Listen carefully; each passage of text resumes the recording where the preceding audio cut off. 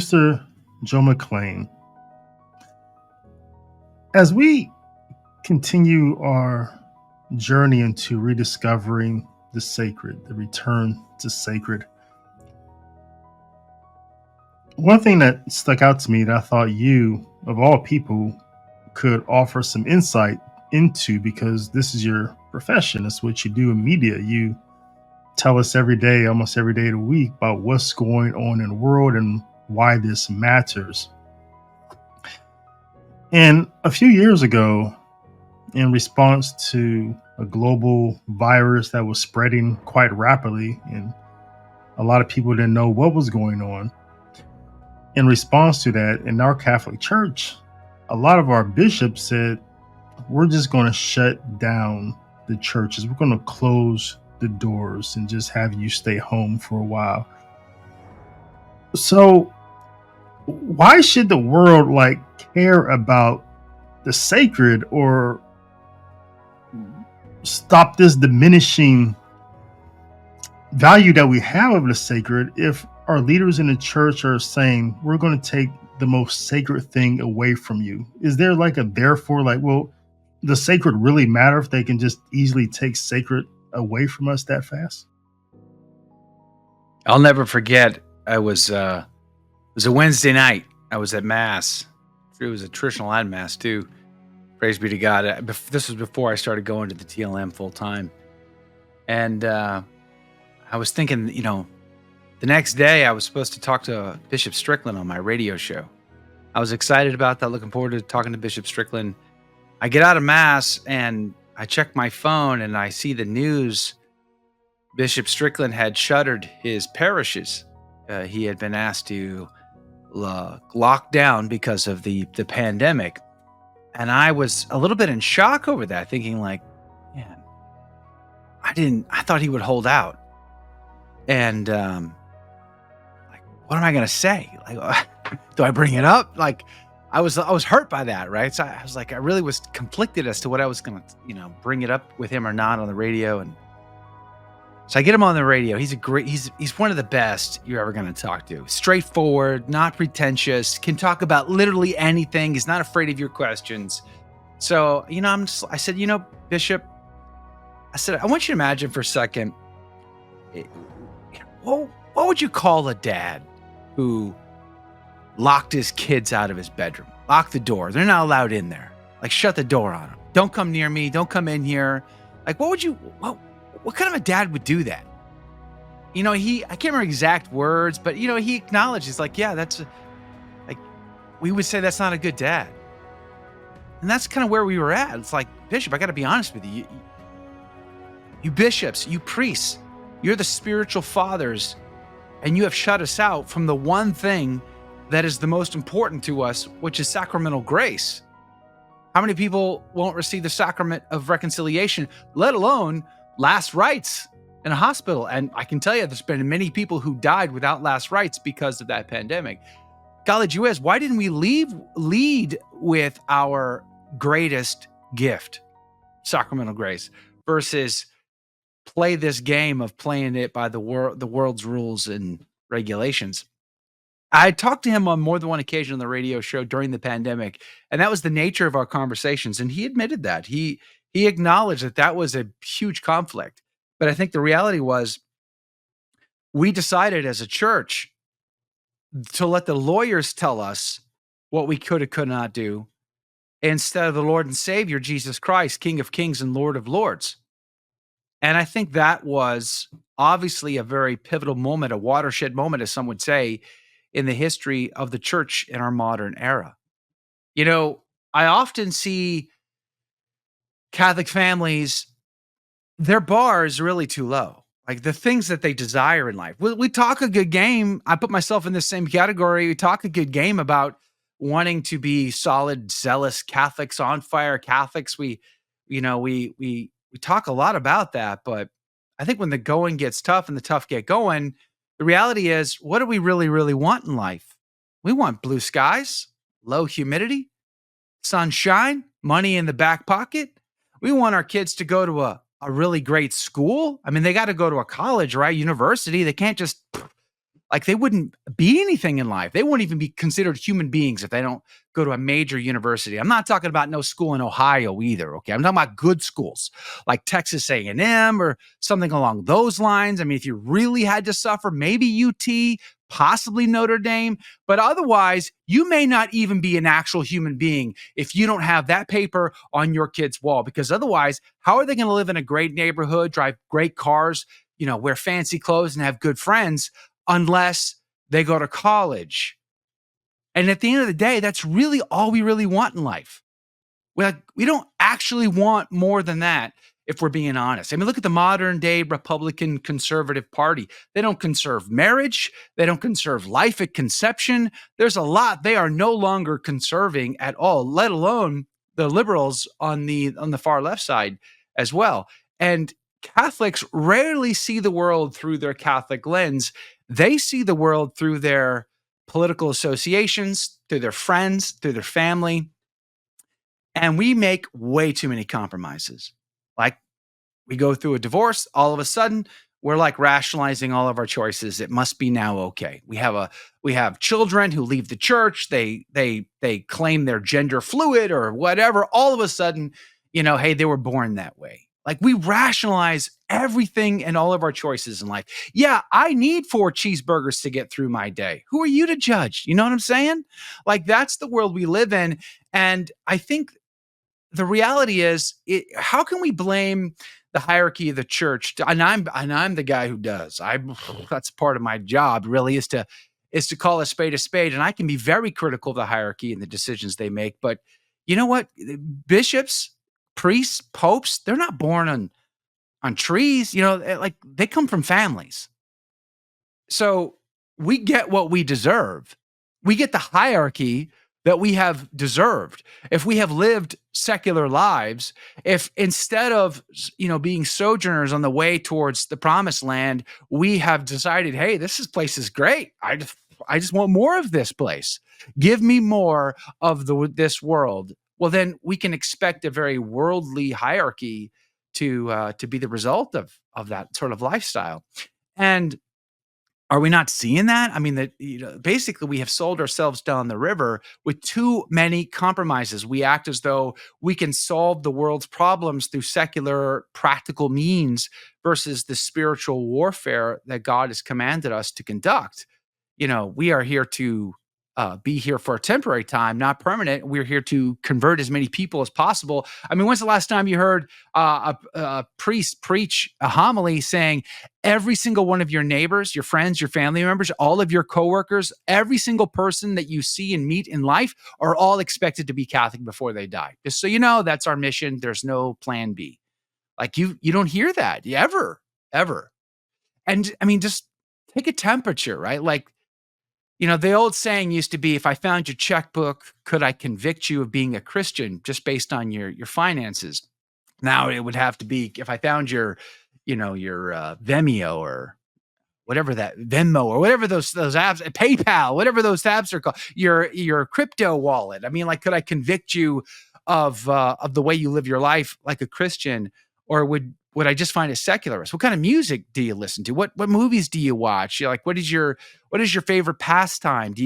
How much time do you spend in prayer versus you spend on Netflix, Amazon Prime, and I'm as guilty as the next guy, because I love to be entertained. And when I'm off, I want to be off. I want downtime. I want to have a good time, is just like everybody else, but the reality is we basically give ourselves a pass on so many things in life. And if we're doing that and we're the practicing Catholics, imagine then what semi-lukewarm Catholics are doing, right? Like, so I think it all starts with us at the end of the day.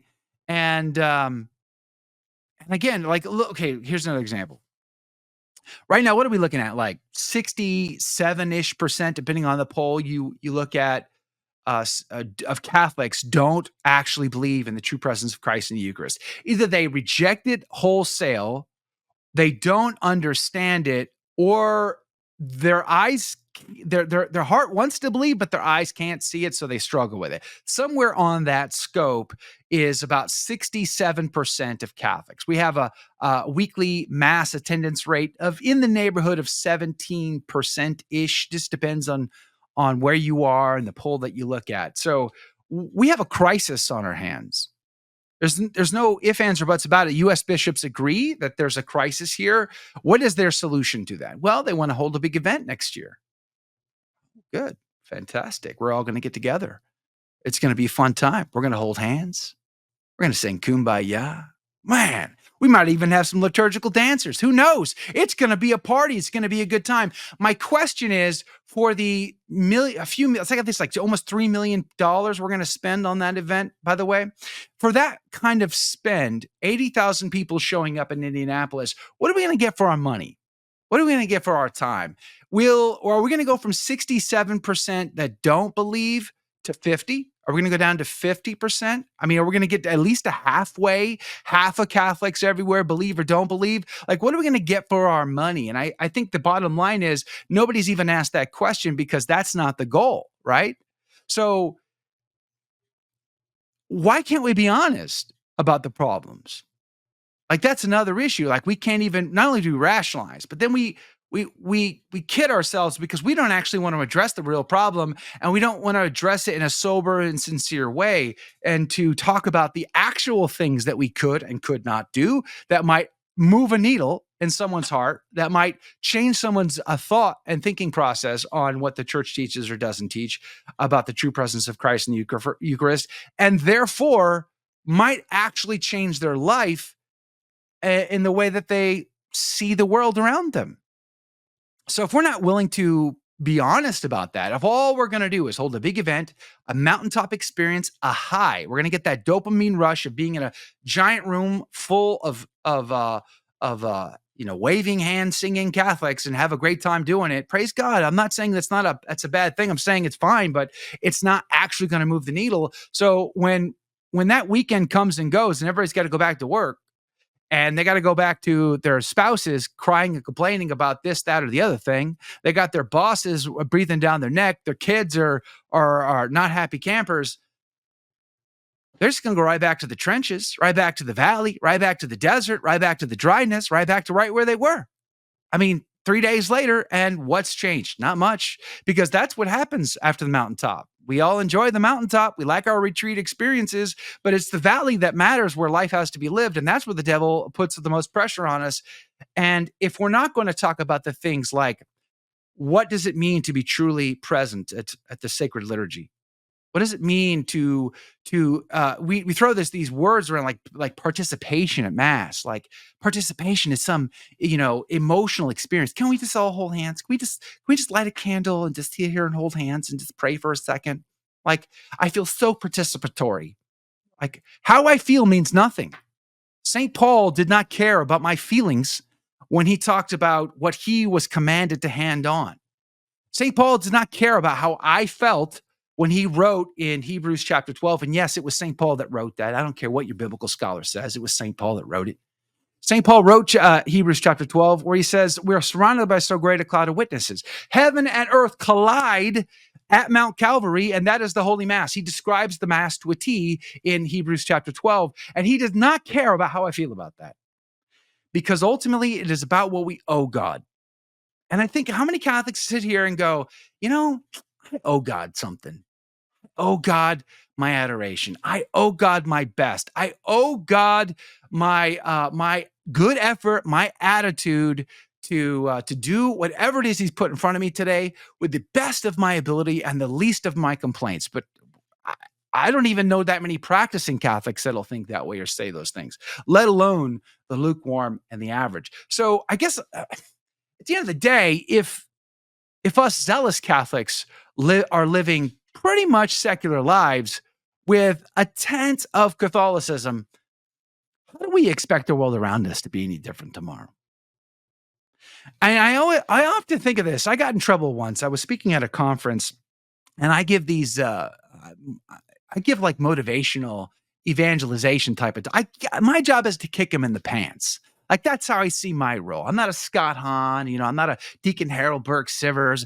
I'm the guy who's like, I served in the Marine Corps, so kicking someone in the pants, okay, I can do that. Like, sure. So that's my job, and that's what I was doing. And I always like to compare us to the saints.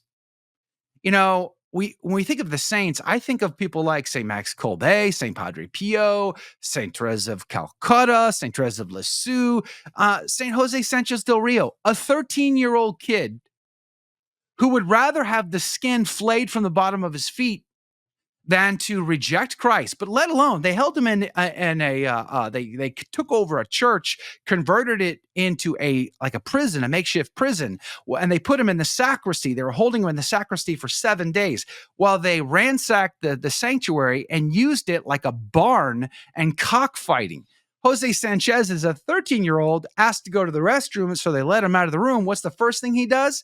He chases down the cocks and breaks their necks. And these Mexican soldiers were like, "You just killed my prize fighting rooster."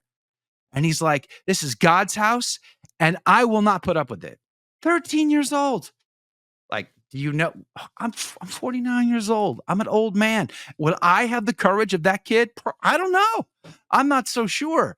Like, you know what I mean? Like, would St. Jose Sanchez del Rio put up with the clown mass? I don't think so. I think that man would be more of a man than any of the men that I know today in many ways. Like, see what I'm saying? Like St. Teresa of Avila. I mean, you just go through the list and there's so many like incredible saints of our church, and we look at their life and the choices they made, the sacrifices they endured, and compare them to ours. And like, man, if my coffee is not piping hot when I order it, look out, lady. I'll make you famous on TikTok.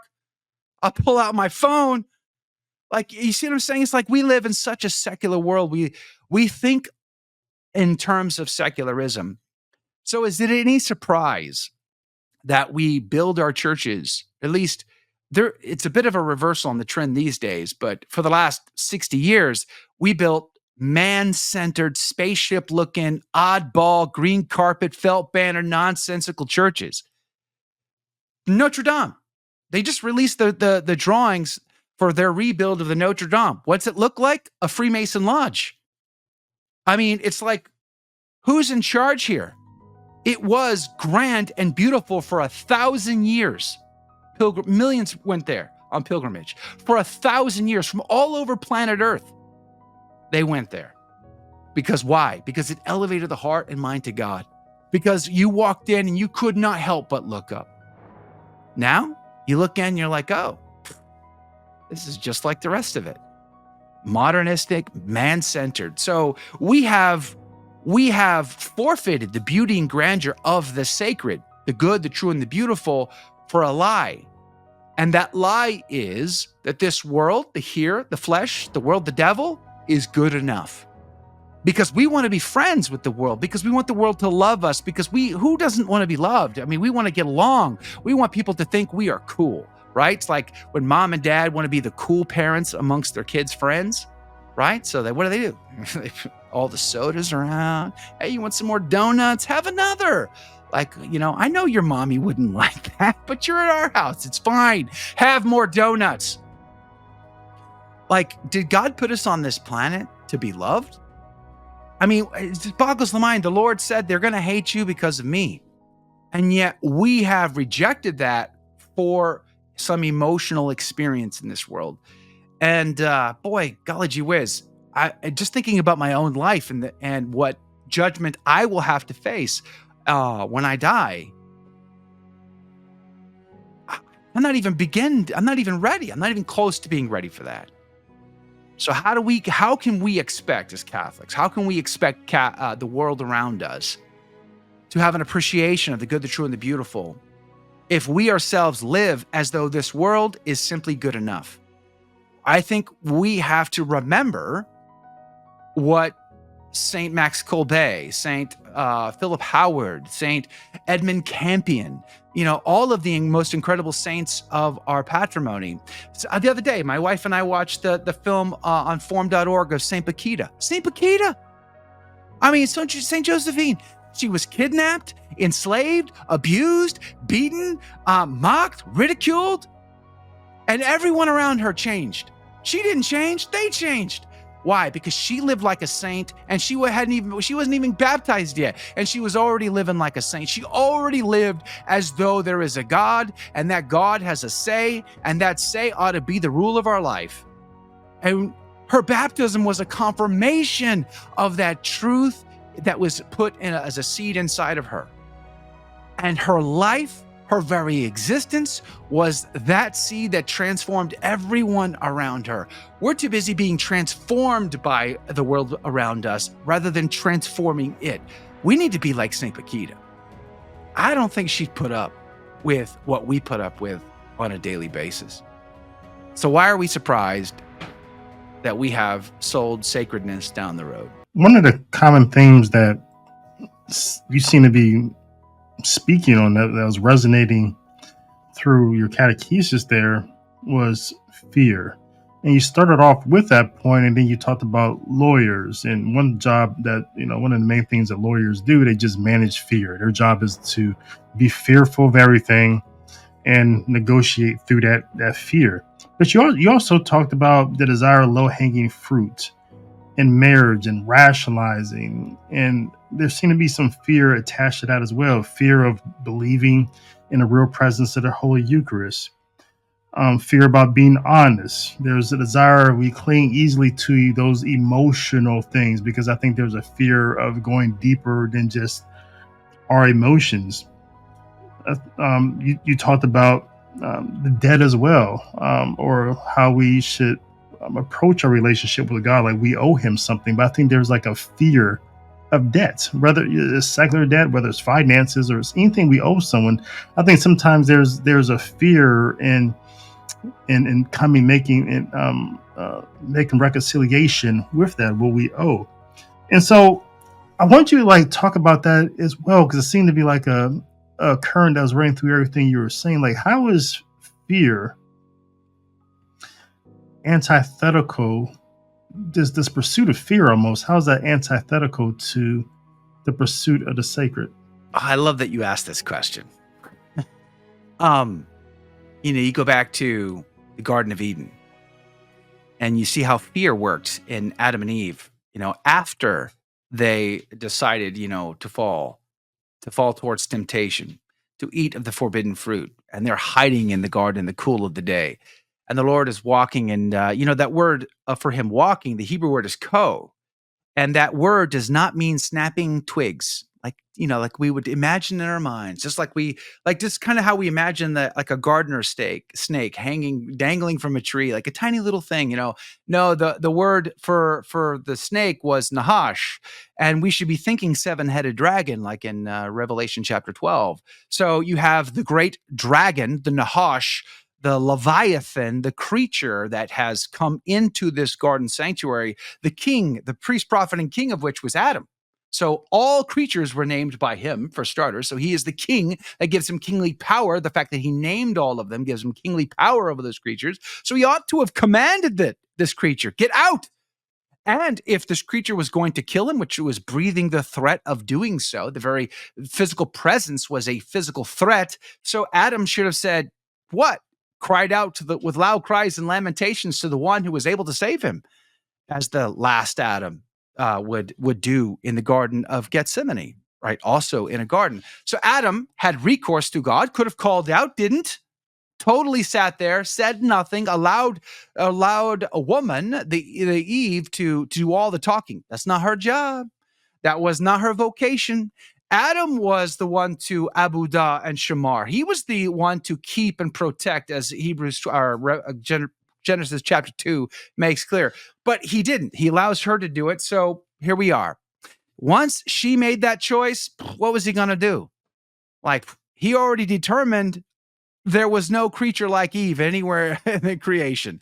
Nobody smelled as good, was as beautiful, and as soft and cuddly as Eve was, and he wasn't going to go back to hanging out with a donkey. So he had no choice at that point. He decided to commit the mortal sin, and then they were in fear.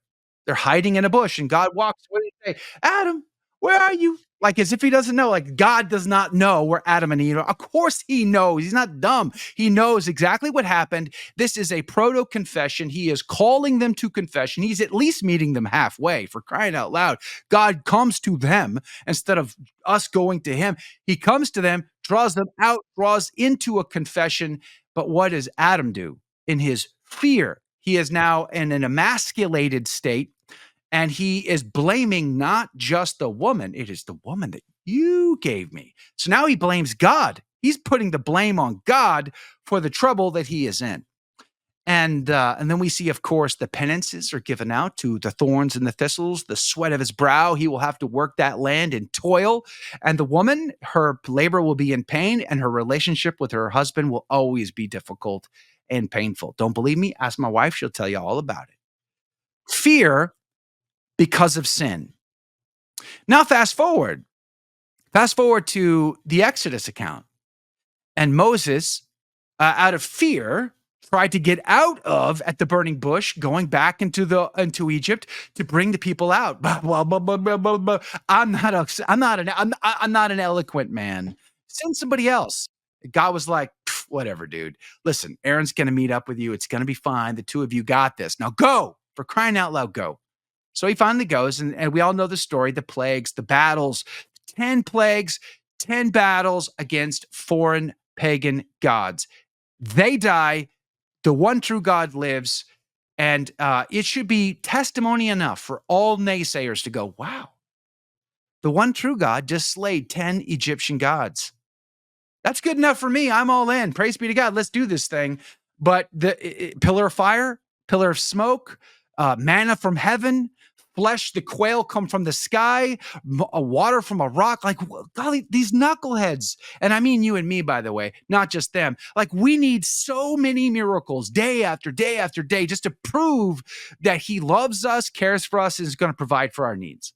Like, we are so thick-headed. So they get all the way to Sinai.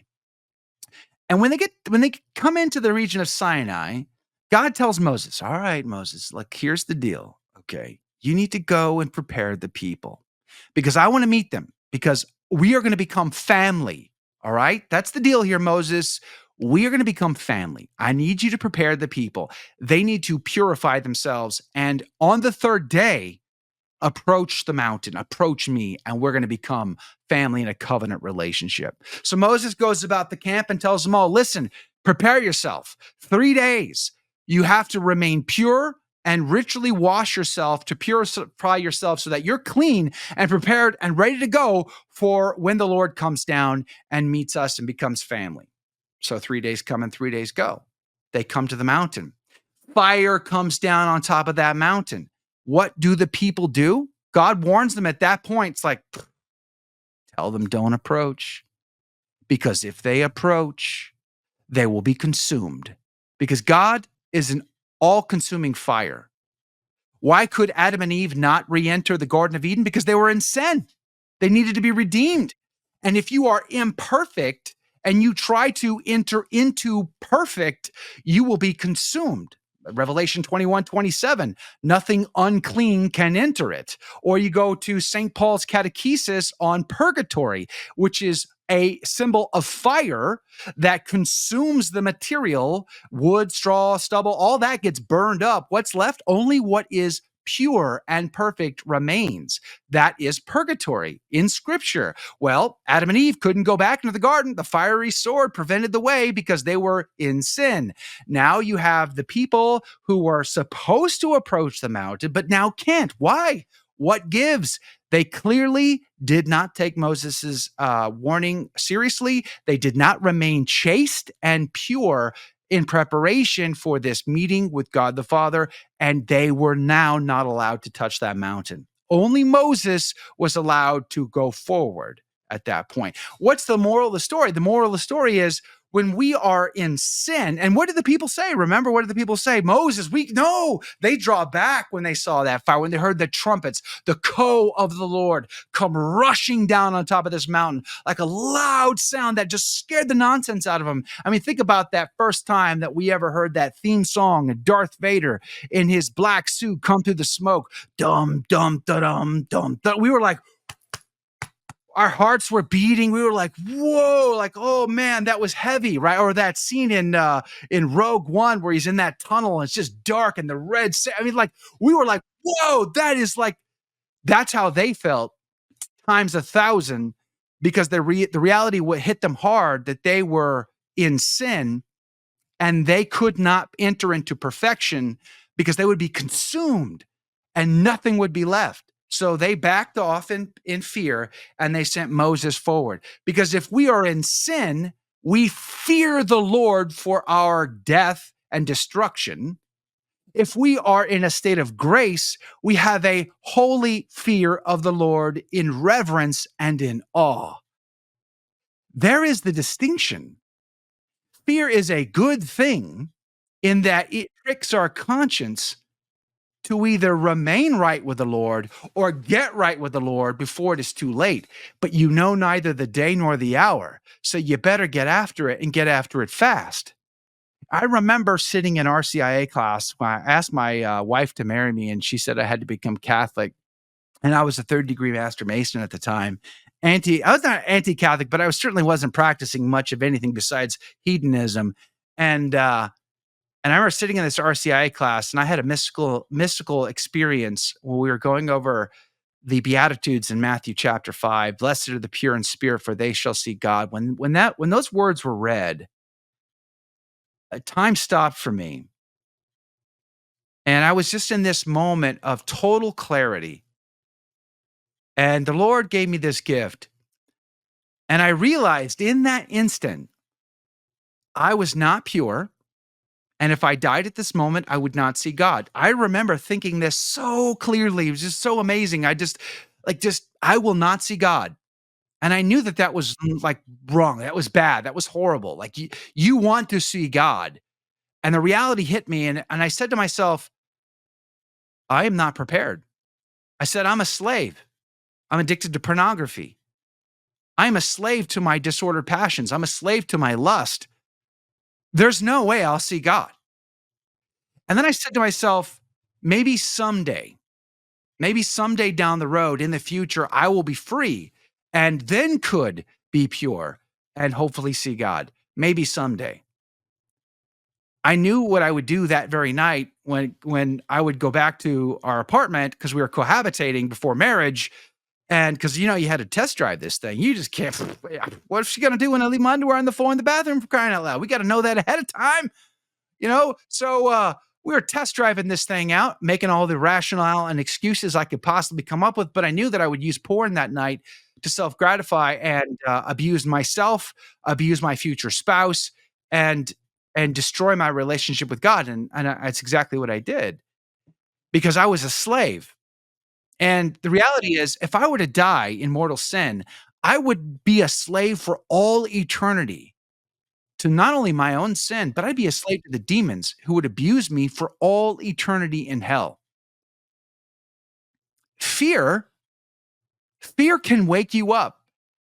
But too often we have gotten so used to living in our fear that we have become complacent and comfortable. And that voice that is supposed to prick our consciences and say, wake up and wake up now, starts to get quieter and quieter and quieter over time. And that to me is one of the most scary things about the reality of the world we live in. And one last question as we wrap up your lesson here. How does the traditional Latin Mass, how does it, you would say, even without comparison, just judging it just on its own merits, like how does it lead and guide us to the sacred? That's a great question. I struggled with the traditional with Latin and the traditions of the church for a long time, actually, because I had a disordered approach towards liturgy at all. I probably would have felt the same way if I'd gone to a Greek divine liturgy or Melkite or Syro-Malabarian, or you have it, right? I did not, when I came into the church, my experience, because I had grown up Protestant, what I was experiencing in the Mass wasn't all that different from my Protestant days. I mean, there were differences, even big significant differences, but the feel was fairly similar. So it was okay. No big deal. Like I had no concept of tradition until much later. And I don't say that to make comparisons, but to say that my own journey on this road has become one of discovery. I remember going to a Latin Novus Ordo ad Orientem, everything in Latin except for the readings and the homily, of course. And I would have thought that was a traditional Latin mass. It wasn't. It was just a Novus Ordo in Latin ad Orientem. But I remember struggling at that mass, thinking, I don't know what they're even saying. I can't even follow along. I mean, can't we sing like a Marty Hoggins hymn or something? I'm like, can we hold hands? Like, what is going on here? I struggled with all of those things because I couldn't understand, wrap my head around what these things signified. Why in the world did the choir seem to stretch syllables out for 10 minutes? Like, come on now, guys.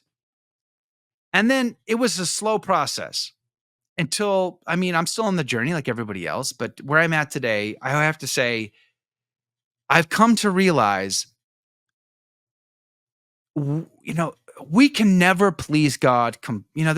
We can't do enough. There's not a list of things I can go do that will earn God's love. I can't be perfect enough to deserve God's love. God's so gratuitous. God is so good in loving so imperfect a creature as myself. But here's what I can do. I can be intentional. I can put my heart into it. And even though I'll never achieve it, even though I'll never get there, my heart, my intention could be to strive as hard as I can to sweep that floor with the greatest care, the greatest love. But hold on, nobody's ever going to see the fact that I went in extra detail into the crumbs in the corner. Nobody's ever going to see. They're not going to bend down, look down there and see that. But God will. God's going to know that. God's going to know that I put that extra heart, effort, and intention into it. So for God, between he and I, it's our little secret. I'm going to do that. How much more ought we to do that in our public liturgy? Because we owe God adoration. Why is it a mortal sin to miss Mass on Sunday? Because we owe God adoration. We owe it to him. We don't go to feel good. We don't go to feel in community. Mass is not about community. Mass is about giving to God what is just.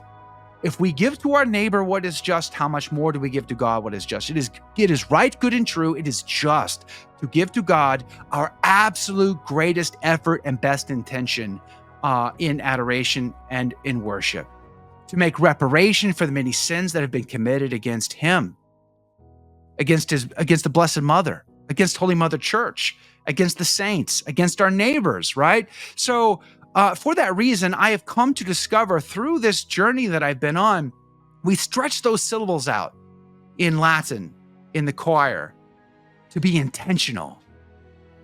I mean, why? Because we can. Because that's one of the things we can do to give God that little intention of our heart. We can be precise in our actions, intentional in our liturgy. And I particularly love the fact that it's connected. Like if St. Max Kolbe were in the room with me, St. Padre Pio, St. Jose Sanchez del Rio, St. Paquita, like all the coolest saints on planet Earth in the history of our church, if they were right there with me, they would be in familiar territory. They wouldn't be lost. They wouldn't have to be looking for a missile to figure out where they were. We would all be on the same page, all facing ad orientem, towards the rising sun, towards the east, meeting the Lord. If you go to the Holy Land, which I've yet to go to, but there's a place called Shechem, and Shechem's a little ancient city where Joshua brought the people. There's two hills. Shechem's in a valley. There's two hills that's high above Shechem. And there were altars placed on both these hills where offerings were made by the people when they came into the Holy Land led by Joshua. And one is the altar of curses, and the other is the altar of blessings. Recently, they discovered that they have an actual, in the archaeological dig site, they have an actual, it's a lead tablet that was folded in two that Joshua probably held in his hand. and it recounts the curses that were told there. And this is where you get the "as for me and my house, I shall serve the Lord" in Joshua chapter 24. That's this place. And there is a huge stone altar. You can go see it today. It's there. They found this in archaeology. It's built such that the priest would have walked up this ramp and he would have stood there. And all of the Israelites would have been behind him, and all of them would have been facing liturgically east, all facing the rising sun, all facing and going to meet the Lord. And they would have offered their sacrifice in unison to the Lord. The practice of ad orientem predates the Catholic Church. It is the ancient liturgy. It is the ancient worship come and brought to its perfection in the Lord and Savior Jesus Christ, the once for all sacrifice for us. And I would say that what I have learned on my journey towards the traditional at Mass is that the effort to be intentional, the effort to be sacred, the sacred silence, the sacred participation is not an emotional one. It's not a community participatory one. It's that intention to be present, to give to God along with my neighbors from all over planet Earth, different, every tribe and every tongue. We are all on the Latin language at this point, united in ad orientem, united to the priest at the altar, doing the sacred work, wearing the sacred apron, doing this sacred act to give to God what is owed to him. And my intention is the participation that matters most. And how often have I sat at a Mass totally distracted, thinking about everything other than what I'm supposed to be doing right then and there. Or I just make sure I say the responses, but my mind and heart are elsewhere. And so I would say what I have learned is to be intentional through the traditional at Mass. Joe McClane, thank you for this catechesis and instruction. Thank you. Praise be to God. I'm so glad to have had the chance to talk to you today.